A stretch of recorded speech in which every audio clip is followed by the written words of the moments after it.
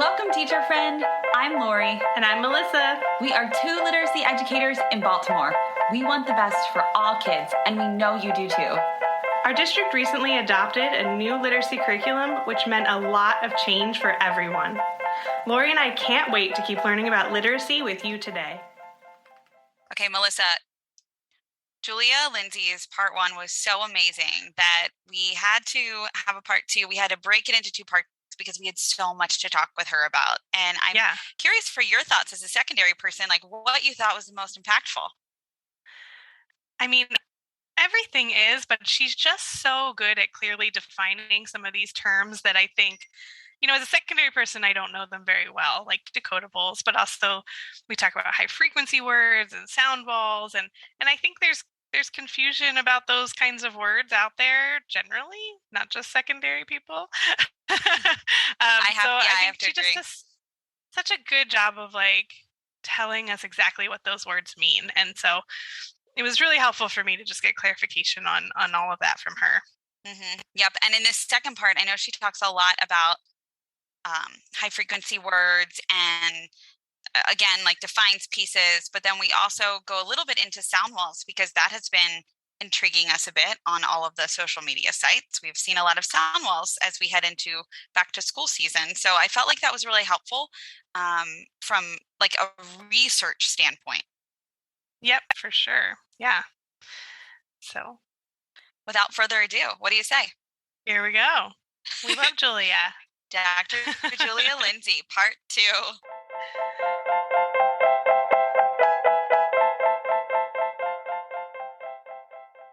So I kind of want to think about how, I know we've been talking about this idea of, you taking what we've learned in foundational skills, practicing it in decoding, and then also incorporating the knowledge building piece that we need, however we want to define knowledge building, right? We can think about it in terms of what students are learning in their core curricula. We can think about it as what they are reading independently and bringing to the table that way.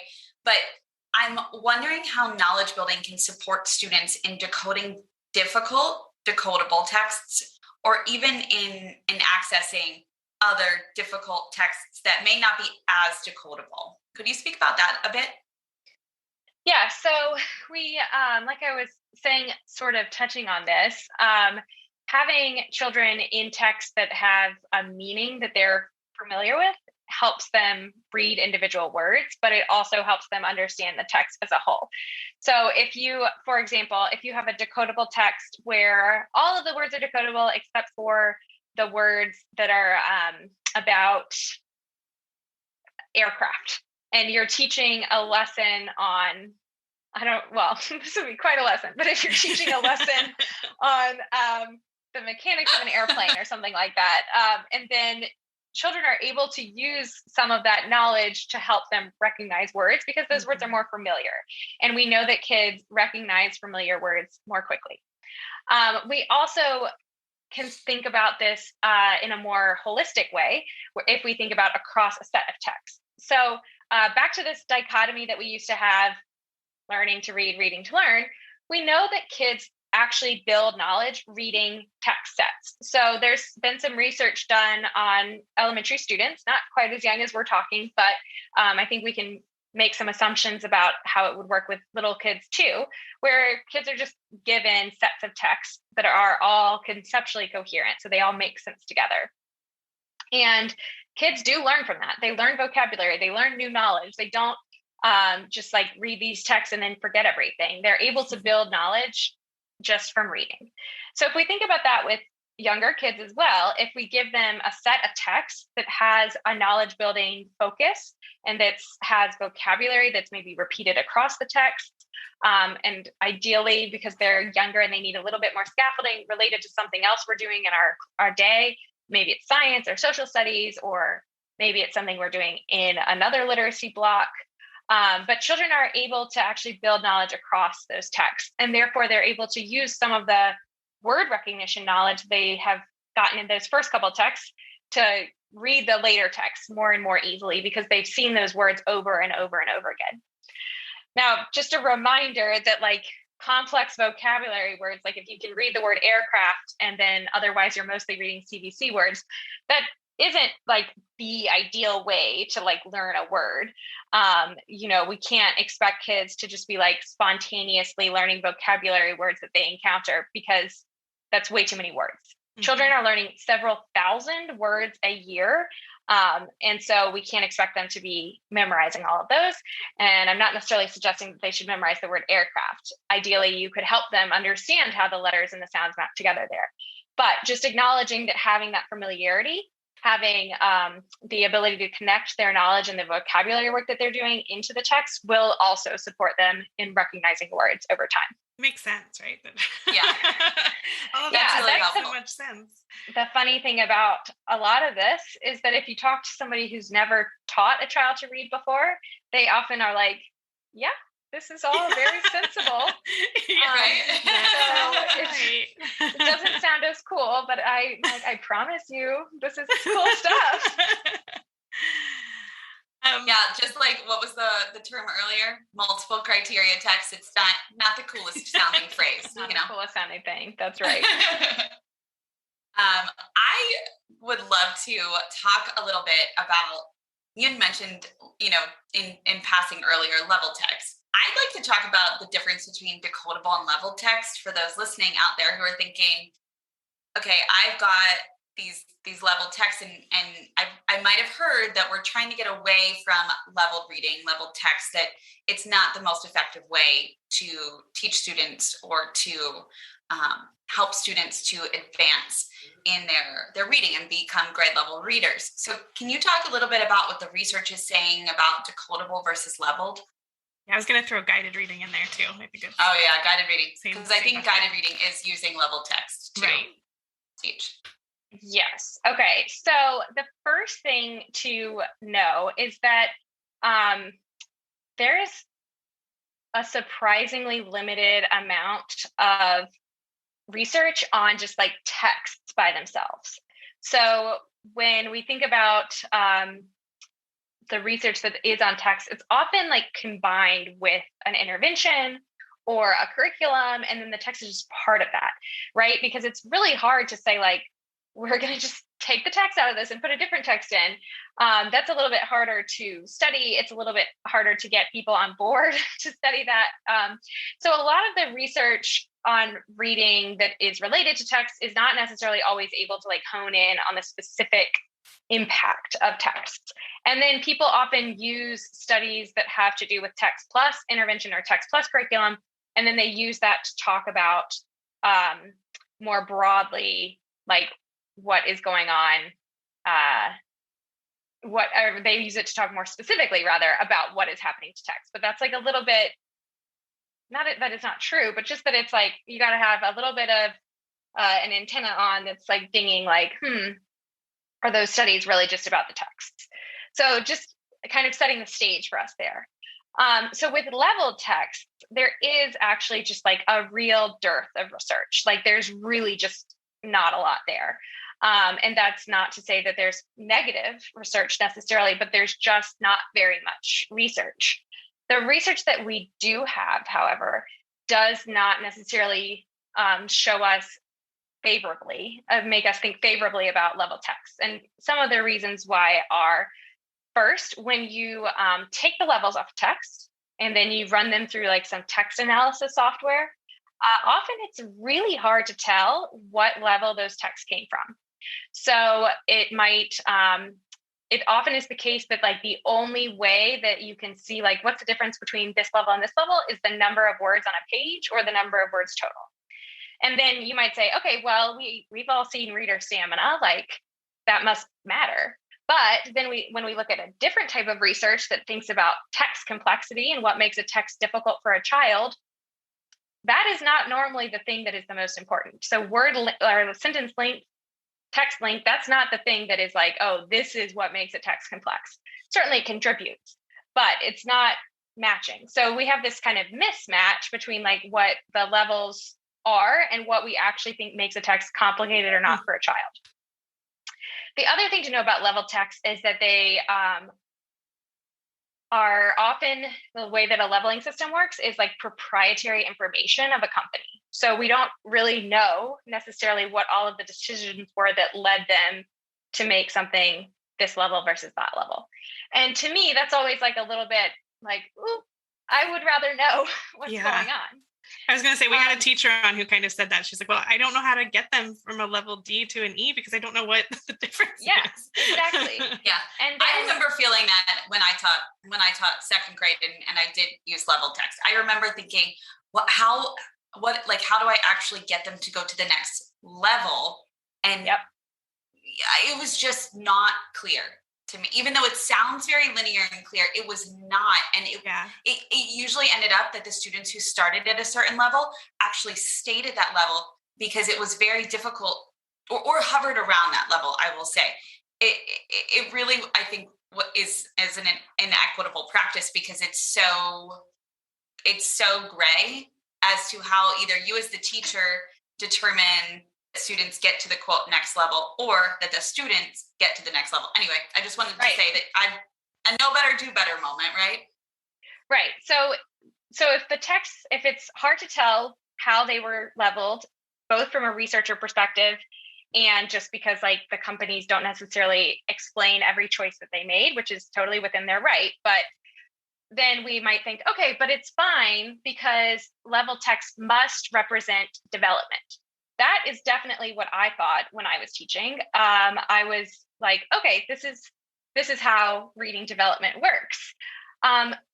So then you would think, okay, then it must be the case that leveled reading assessments can predict future reading achievement. Mm-hmm. But so far, there is not evidence that putting kids in just right style texts positively supports kids' needs or leads to later achievement. Does that mean there will never be evidence of this? No, but that isn't what we're seeing in the research right now. And it isn't, and when we have such a strong theoretical mismatch with what we think happens and what our current understandings are about word recognition and word reading with what's going on in level text, we really have to put up a red flag and be thinking about like, what is the purpose of using these texts in my classroom? What do I think kids are getting out of them? And are they actually getting those things out of them? So I think that it's just one of these, it looks so good on paper to say like kids go A, B, C, D, and at A, they can read this type of sentence and they use these types of cues and they can answer these types of comprehension questions. But that isn't actually how it necessarily works. Even though it looks really nice and it feels really good to be able to say like, oh, this could move to A to J, it doesn't actually necessarily hold the same meaning. And it doesn't mean that we're actually, yeah, sure, A to J, that's definitely some progress, but it doesn't actually mean what we necessarily think it means. The kid has not actually necessarily done what we think that they're doing in order to get up in those higher levels. So that's kind of like the red flags around level texts.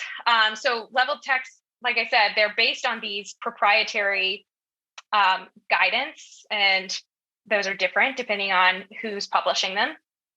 And they try to move them in a stair-step pattern versus decodables are based on somebody's phonics scope and sequence. Again, that depends.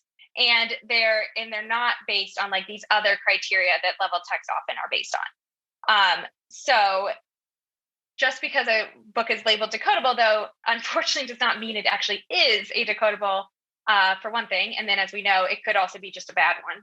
So decodable text, there have been researchers who've looked at decodable text and they found that a lot of them don't meet a threshold for actually having a high level of decodability.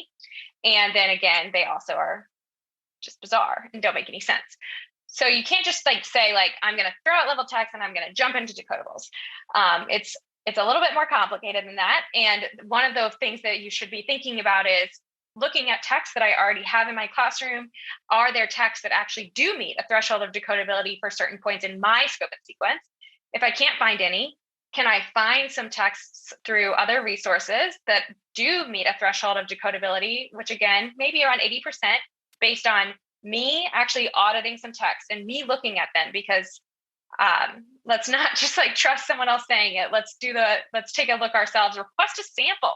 Most companies will send you a sample that you could take a look at. And then the last option, which I don't necessarily recommend because all of you teachers have 400 jobs already and more stress than anybody could know what to do with. That is the truth. But if you feel really compelled, you can write your own. And maybe you'll figure out that you have a knack for it. And they could be super short. It could be like, I'm just going to write a decodable riddle for my class today that's on the board. And they're all going to read this decodable riddle and try to figure out the answer to it. And I'm going to use that as an inroad into supporting this kind of skill. So there's a range of options here, but it's not leveled bad, decodable good. It's really about the individual text and what you're trying to accomplish. But these are very different types of text, leveled based on some mechanism that a company has, things around the length of a sentence, the types of words, in terms of like, often they do have a lot of high frequency words, the pattern that it's in there, and then decodable text really just based around like what phonics components are in these individual words. I'm glad you brought that up because I see the question a lot of like, well, I have all these leveled books. Do I just throw them away? Like I would hope not. So I'm glad you gave some advice there. Let's not start doing any book burnings or putting books in the garbage can. We have enough of that going on already. We don't need more, right? Yeah. So, I mean, you can, again, there are level texts that are also decodable, either by happenstance or on purpose. So first of all, do that check for yourself. Mm-hmm. Second, there are a lot of other ways that children can engage in text. Having kids in a text where you're expecting them to read independently with some prompting and support is not the only way we can have a kid in a text. So what kinds of texts do you already have in your classroom that you think, maybe I should actually use this for a shared reading or an echo reading or a highly scaffolded experience where the kid is only reading these like 6 words that I've already noted they could handle, and I'm reading the rest. These are valid ways for a child to interact with the text. And these are, especially shared reading, is a very well-researched way to support kids in a whole range of early reading behaviors. So to think a little bit more broadly about like, how is a child engaging in a text and what is my purpose for that? If your purpose is, okay, I really need to know that children in my classroom can identify the author's purpose. You don't need to be doing that in a decodable. Like, you don't need to do that in a decodable. The author's purpose was to help you decode. Right. So, yes, then that's what I keep thinking, Julia, is like the decodable texts are not the only types of text that students are encountering each day. Right. So like a key takeaway here is that's a really good point. Students are not only reading decodable text every day and then doing all the things with those. They should be engaging in a range of texts so that they, in the K2 level or K2 space, I'm just going to speak to that, so that they can build knowledge and have access to more complex text and vocabulary. But then also at the same time, they're practicing their foundational skills, their fluent reading in a decodable text. So there's different experiences for different purposes. And I just want to name that and call that out and see if you have anything to add, because I'm sure I didn't say it as eloquently as you could possibly say it. Well, and I like what Julia said earlier about telling the students of that, right? That these texts have different purposes. Yeah. Like, we don't need to bury the lead. I don't know why I've used that phrase so many times, but I think, yes, you're exactly right. Children should be engaging in tons of texts in a day, and they can be for different purposes, and you can be helping kids experience those texts differently. So say you are, a first grade teacher, you should almost definitely be doing a read aloud. Obviously, there's some days that you can't fit that in or whatever is going on. But and doing deep comprehension work with your class during that time. And maybe it's related to science or social studies, or maybe you also do a science text that kids are really working on identifying informational text features in. And then maybe you have a small group that's with you and they're reading a decodable and they're really working on applying what you just taught in phonics in a text. And it's meaningful enough that kids can make some connections and talk about things, but maybe it can't quite like lift up all aspects of reading all at once. And that's okay. I mean, maybe one day we'll figure out how to do everything at once, but I think that something we should it's just okay. something is not doing everything, Yeah. it can still be really helpful, and it can still be really, really purposeful and meaningful in that particular moment. And then you might have a different small group where the children are potentially reading a text that connects more specifically back to that science informational text that you were doing. And you know that children in that group would not have a prayer of accessing individual words in the text. So you're going to share the reading with them. And your purpose is going to be more around continuing to build scientific understandings.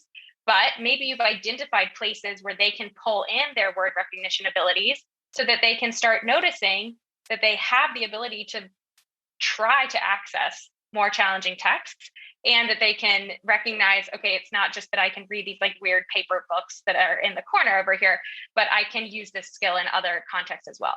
So you don't need to just be thinking, okay, I need to go find 500 decodables and that's all we're going to do, because that would probably be a little sad for the kids in your class. So let's just recognize that decodables have a purpose, as do many other types of texts, and we need to be attending to all of those. And that's both the joy and the challenge of teaching. Yes. Doing all of it all the time. And finding a balance of it. Yeah.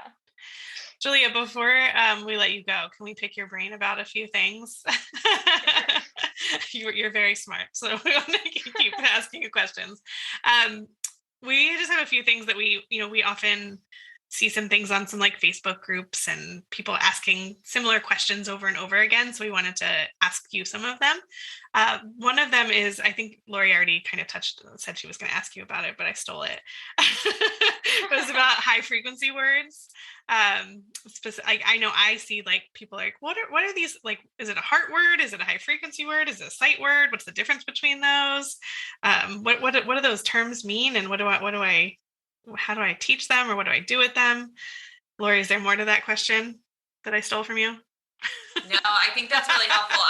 I'm wondering, as Julia explains it, if you might be able to give examples of those words too, so people can really just connect with them. Yeah, absolutely. So I'll start out with like, what is a sight word? So in research, when people talk about sight words, what we mean is a word that you can recognize on sight. So, for example, for all of us on the call, orthography is a sight word. Because we've read that word a ton, we can recognize it on sight. We don't need to do anything to try to figure out that word. Mm-hmm. And for, pretty much all of us and everybody listening, if we were to try to read like a physics journal article about some phenomena, probably a lot of words would not be sight words, but that doesn't mean that we're not proficient readers. Right. That just means that we don't know those particular words. So the phrase sight word is kind of strange to use in early elementary school, because it's like, well, what do we mean by that? We mean words that a child can recognize automatically. Okay, so then people think, all right, so they should memorize them. Like that's the way that you know something immediately. Like if you want to play that card game memory or something, you have to just memorize where are all the little parts I need to That's what I was thinking, Julia. Like cue the flashcards, right? Like this is where the flashcards come in. And like the bound flashcards where you're just going through, you're sending them home for parents to go through. Yeah. So that's kind of the issue with using that term, is that I think we're sending ourselves kind of the wrong message about how word recognition works. So instead, what we normally mean when we say sight word is high frequency words, which are words that occur a lot in text and that you just can't read very many books with if you don't know them. So words like and, be, even words like where, why, sometimes included are like look and see. And so we think, okay, so these are sight words. They're really bizarre. We have to just teach them on sight. That's why we call them sight words. Wrong. Most of these words are actually very regular if you already know the phonics. The problem is that we need kids to know these words before we can teach them the phonics. So we need a kid to learn the word the before we can teach them digraphs, and before we can teach them that this is like kind of a weird exception, depending on how you pronounce it. So that's where we get into this like sticky situation about like, what do we do? Well, we actually know that the best way is the same as how we teach any other word. So to have kids analyze with you how letters and spellings map onto sounds. And then that will actually support kids in retaining the word better in long-term memory. And because a lot of high frequency words actually do have stable patterns that we see in other words, it will support their reading and understanding of other words as well, which I think we can all agree is way better than just hoping that they memorize something on sight, which just isn't how word recognition really works.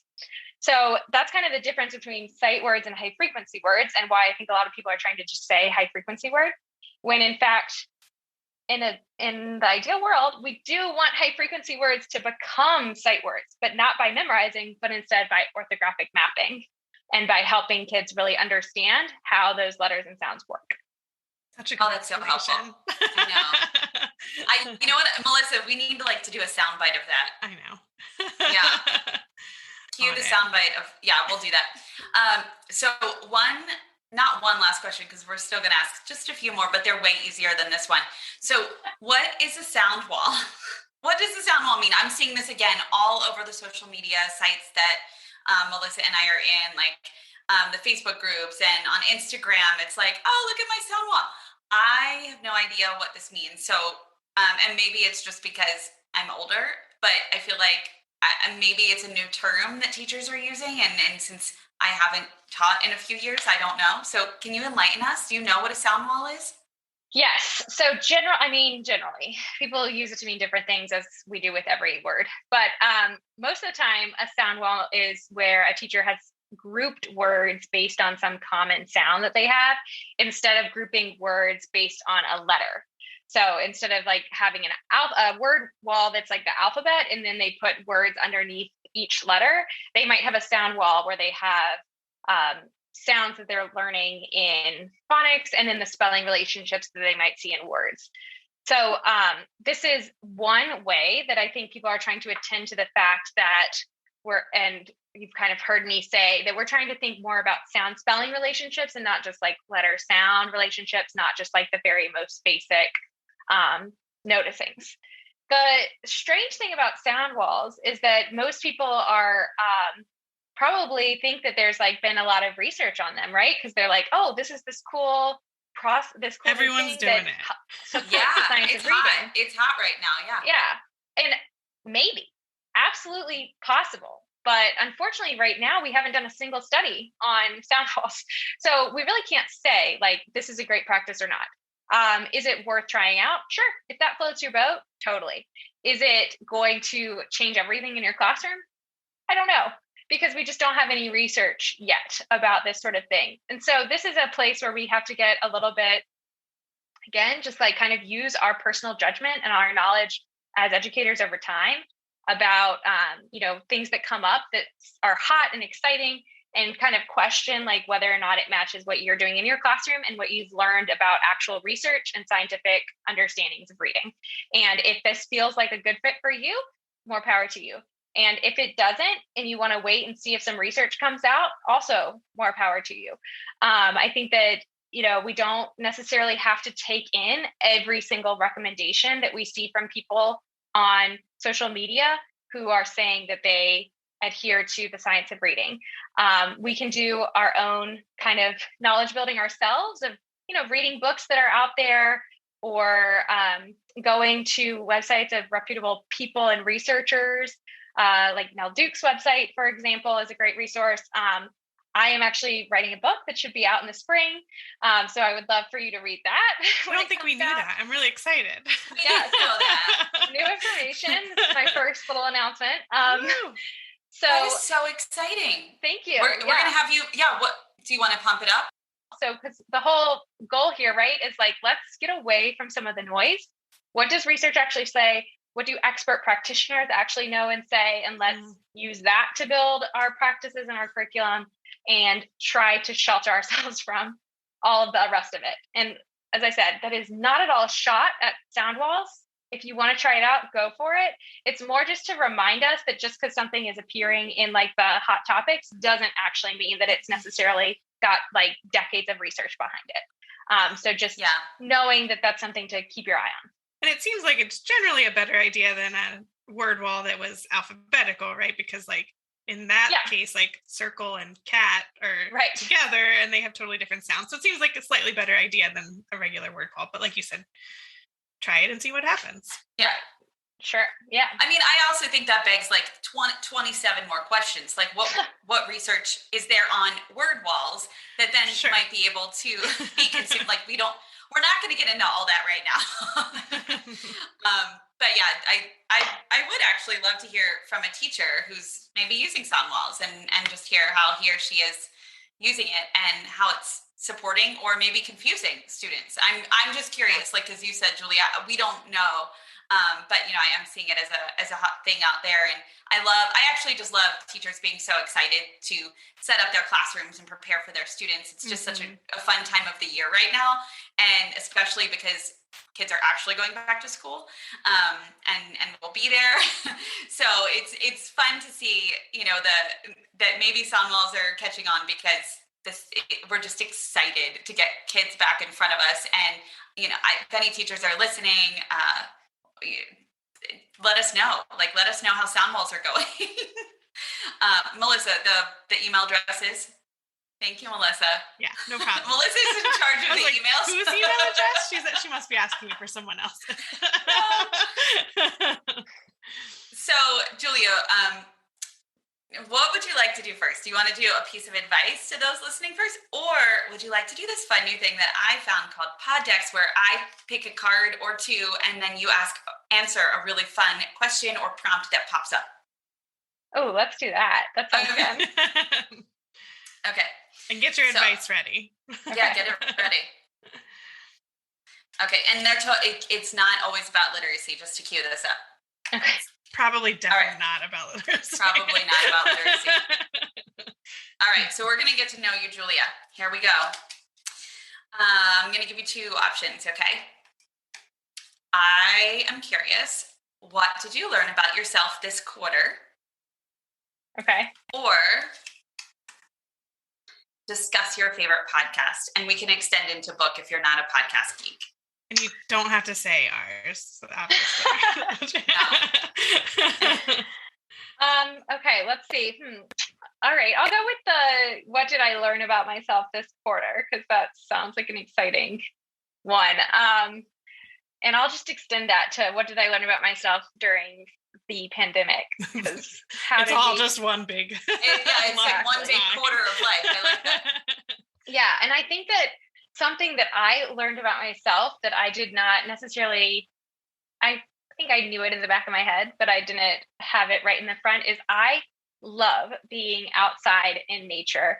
I just get so much joy from going on a hike, taking my dog and like going out in the woods, wandering around. And I think that that's just like, it really helps me in the pandemic to be able to like go out into a beautiful setting and really feel like, okay, I'm like in nature. I think it's just like such, Julia? at that time I was in Ann Arbor, and we have a lot of like forested woody areas, and a lot of lakes and that sort of thing. So for a golden retriever, that was the tops. And so I think that's just, a reminder, like, look at something green today. Yeah. It does, I think, make us happier. So there you go. It's a good one. Thank you. Thanks for choosing one too that's a little bit more personal. We appreciate that. Yeah. All right. So wrap us up here, Julia, with one piece of advice for our listeners. Just one? Well, maybe two. You can slip in two. No, I'll try to limit myself. Okay. I think my big piece of advice is, if you are investigating the science of reading, if you're investigating the practices that you've chosen to use in your classroom, or that your district or principal are having you use in your classroom, I would say always take yourself back to thinking, what is the purpose of what I'm doing? What is it that I'm hoping to accomplish with this practice or this lesson? And is this actually leading kids to this purpose and this goal? And so you can use informal assessment, just observing what's happening, looking at kids' work. You can also use formal assessment to gauge that, but just always kind of returning to yourself of like, if my goal is word recognition, are these practices leading to that? If my goal is knowledge building, are my practices leading to that? Likely you have many, many, many, many goals at every time of day, but trying to really hone yourself into if what I'm doing is matching my purpose and getting my kids to goals. And I think that might help cut some of the noise. It also might help cut some of the fluff where you think, you know what, that practice is maybe just for fun and it's not getting us anywhere. And I can make a practice fun that is getting us somewhere. So just returning to what is my purpose and are kids getting there? I think is a good kind of reflective way to think about really distilling all of what's out there into what's actually happening with you and your students. So good. So good. And it's so true. Yeah, I feel like it goes along with the theme of our conversation today, right? What is the purpose of what we're doing with all of these types of texts, with our practices? So thank you for really bringing us full circle. Happy to do it. It was so fun to be here and to talk with the two of you.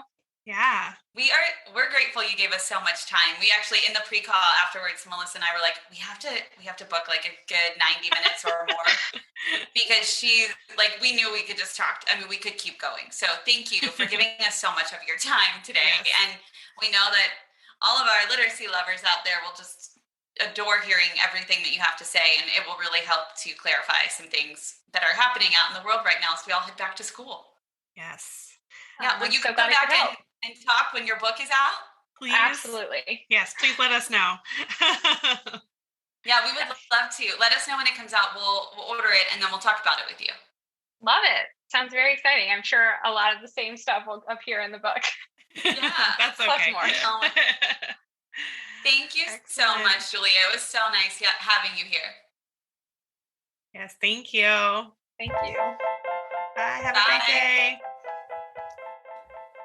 Thank you so much for listening, literacy lovers. Be sure to visit our website to subscribe to our newsletter and podcast. It's literacypodcast.com. Yep. And don't forget to follow us on Instagram, Twitter, and Facebook. Most of them are at Literacy Podcast. Yes. And please, please, please reach out to us. Melissa, what's our email address? Melissa and Lori at literacypodcast.com is our email address. And we love getting emails from you all. And Lori and I really read them. Yeah, we really respond. It's fun. We love when you all reach out and we get to have conversations with you. So please email us. Let us know what you're thinking, what you're thinking about literacy, what you're thinking about ideas for us to podcast about. Yes, ideas for podcasting, anything. We love to hear from you, what you liked, what you want. Yeah, we're here for you. Mostly y'all are asking questions, which is great. Yes. We don't mind that either. Yes. We're so glad you're here to learn with us. Thank you, everybody.